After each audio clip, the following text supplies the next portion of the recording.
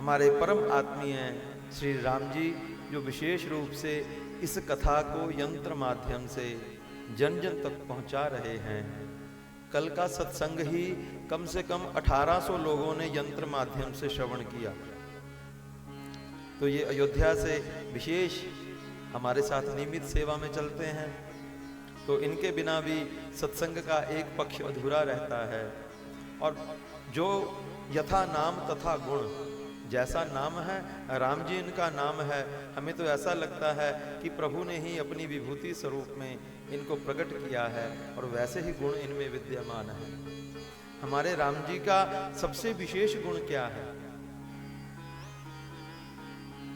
जब श्री वाल्मीकि जी महाराज अपने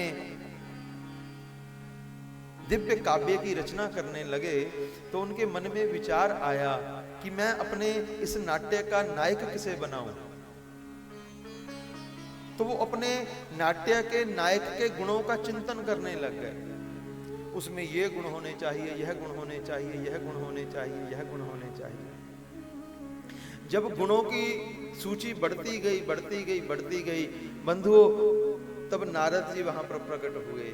नारद जी कहते वाल्मीकि जी बहुत ध्यानस्थ हैं, कोई विशेष कार्य कर रहे हैं। जी सरकार, अपने नाटक के नायक के गुणों की सूची बना रहा हूं। उन्होंने कहा जरा हमें भी दिखाइए। जब सूची महाराज जी नारद जी ने देखी तो नारद जी तो आश्चर्यचकित हो गए। नारद जी कहते कि ऐसे गुण किसी एक जीव में असंभव लगता है। वाल्मीकि जी, आपके नाटक के नायक स्वरूप में तो प्रभु को ही प्रकट होना पड़ेगा, जितनी गुणों की आपकी सूची है।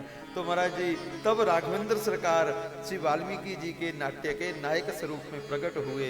और उनमें एक विशेष गुण क्या था? सब गुण एक तरफ, शील गुण एक तरफ। सबसे बड़ा गुण क्या है? शील गुण।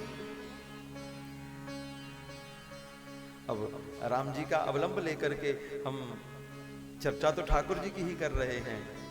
राम जी का सबसे सबसे श्रेष्ठ गुण क्या है? शील गुण है। शील गुण किसे कहते हैं? बंधुओं, सामने छोटा भी आ जावे, वो सामने आए हुए छोटे को छोटा अनुभव ना होने देवें कि वो छोटा है, बंधुओं उसे भी बड़ा करके प्रस्तुत करें। तो महाराज जी इसे कहते हैं शील गुण। तो ऐसे मेरे प्रभु के गुण हैं और वही वाल्मीकि जी श्री रामचरितमानस का दिव्य लेखन करने के लिए कली में प्रगटे हैं। कली में प्रकट कर करके उन्होंने तुलसीदास जी के स्वरूप में हम सबके कल्याण का विधान किया। कल हम